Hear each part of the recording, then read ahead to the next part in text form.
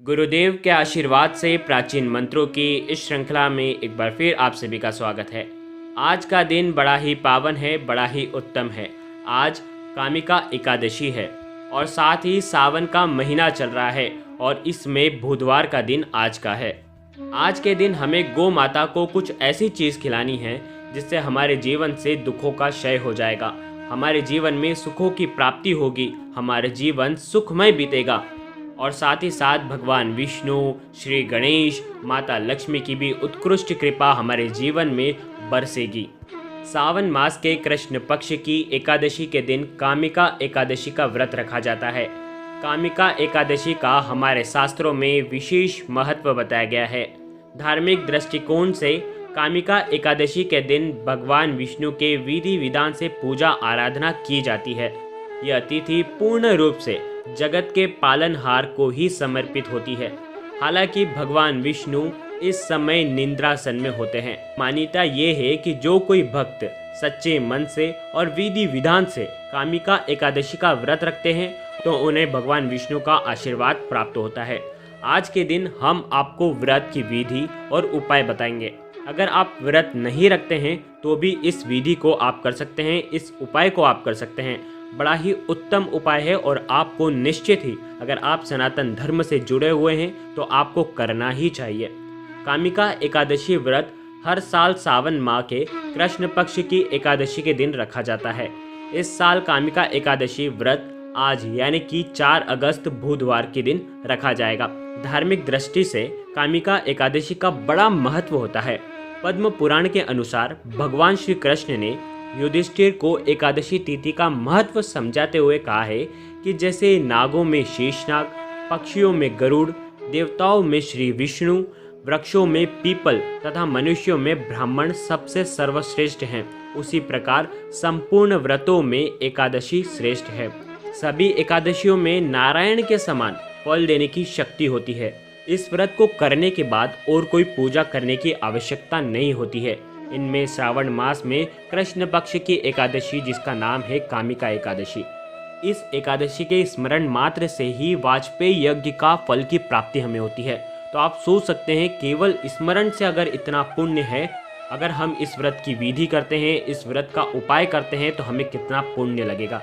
इस दिन भगवान विष्णु की विधि विधान से पूजा आराधना की जाती है।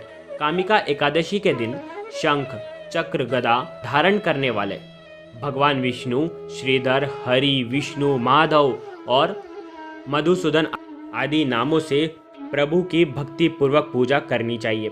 एकादशी का व्रत करने से समस्त पापों से मुक्ति प्राप्त होती है। भगवान विष्णु सभी कष्टों को दूर करते हैं, सभी कष्टों को हरते हैं। कामिका एकादशी व्रत करने से मनोवांछित फल की प्राप्ति होती है। एकादशी के दिन तीर्थ स्थलों में स्नान दान का भी प्रावधान है। कामिका एकादशी व्रत के फल को अश्वमेघ यज्ञ से मिलने वाले फल के बराबर माना जाता है। कामिका एकादशी के दिन भगवान विष्णु का पूजा करने से पितृ भी प्रसन्न होते हैं, जिससे व्यक्ति के जीवन में आने वाले कष्ट भी दूर होते हैं। इस एकादशी के दिन जो लोग सावन माह में भगवान विष्णु की पूजा करते हैं, माना जाता है कि उनके द्वारा गंधर्वों और नागों की पूजा भी संपन्न हो जाती है। कामिका एकादशी की कथा सुनने मात्र से ही यज्ञ करने के समान फल की प्राप्ति मिलती है। बुधवार के दिन यानी कि आज जब सूर्य उदय होगा उस समय एकादशी तिथि होगी, इसलिए कामिका एकादशी का व्रत और पूजन इस बार 4 अगस्त यानी कि आज बुधवार के दिन किया जाएगा। इस बार कामिका एकादशी बुधवार के दिन जो है, बुधवार का दिन भगवान भोलेनाथ के पुत्र गणेश जी को समर्पित है। सावन महीने के बुधवार के दिन कामिका एकादशी के होने से इसका महत्व कई गुना बढ़ गया है। साथ ही आज कामिका एकादशी के दिन सर्वार्थ सिद्ध योग भी बन रहा है। इस दुर्लभ संयोग में आने वाले इस कामिका एकादशी के दिन भगवान विष्णु, माँ लक्ष्मी, श्री गणेश को प्रसन्न करने के लिए पूजा उपाय किए जाते हैं। वह बहुत ही जल्द शुभ फल प्रदान करने वाले होते हैं।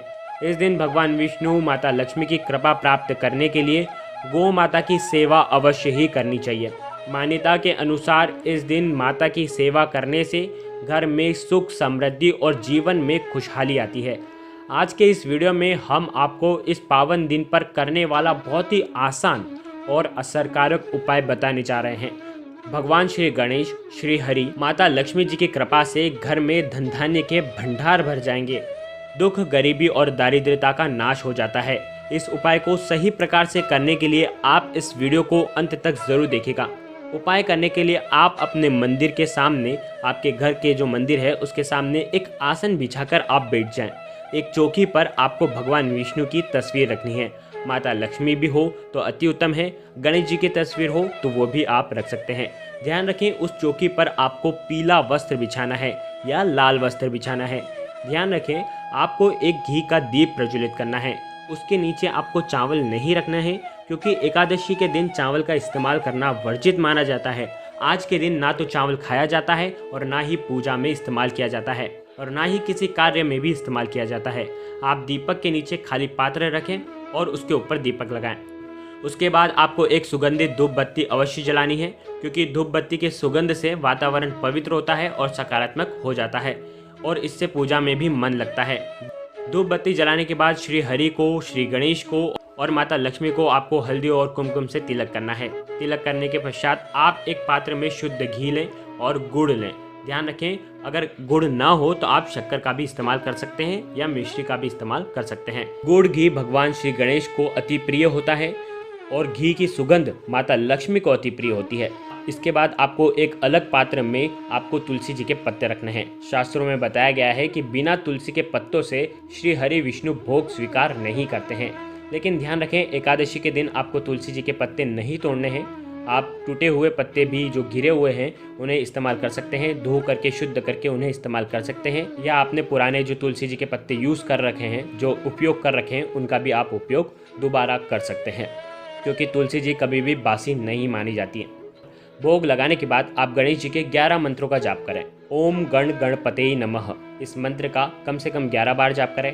भगवान विष्णु के 12 मंत्र ओम नमो भगवते वासुदेवाय का कम से कम 108 बार आपको मंत्र का जाप करना है। इसके बाद ओम महालक्ष्मी नमः, इसका भी 108 बार जाप करना है। आप ओम श्रीम नमः का भी आप जाप कर सकते हैं और भगवान विष्णु की आपको आरती करनी है। धन संबंधित परेशानियों को दूर करने की प्रार्थना करनी है। इसके बाद आपको शुद्ध जल से आपको आटा मढ़ना है और एक रोटी बनानी है। अब इस रोटी को आप एक प्लेट में रखें। इस रोटी को आप मंदिर के सामने रखें। भगवान को आपने जो गुड़ और घी का जो भोग लगाया है उसे आपको इस रोटी के ऊपर चौपड़ना है। पहले घी को चौपड़ लें, उसके बाद आप गुड़ रखें और उसके बाद आप तुलसी जी के पत्ते भी इसमें रखें। अब आपको भगवान विष्णु, माता लक्ष्मी, श्री गणेश का नाम लेकर इसे मस्तक पर लगाना है। इसके बाद आपको इस रोटी को गौ माता को खिला देनी है। रोटी खिलाने से पहले आप भगवान विष्णु, माता लक्ष्मी और श्री गणेश को प्रणाम करें और सभी समस्त देवी देवताओं को प्रणाम करें। उनसे भोग स्वीकार करने की प्रार्थना करें, क्योंकि शास्त्रों में बताया गया है कि गौ माता में 33 कोटि देवी देवताओं का वास होता है। गौ माता में ब्रह्मा, विष्णु, महेश त्रिवेदों का वास भी होता है। माना जाता है कि जो गौ माता की सेवा करता है उसे लक्ष्मी की भी असीम कृपा प्राप्त होती है। गौ माता को इस तरह रोटी खिलाने से सभी बिगड़े काम भी बन जाते हैं। जीवन के हर क्षेत्र में सफलता मिलती है। माता लक्ष्मी की असीम कृपा होती है। घर में सुख समृद्धि आती है।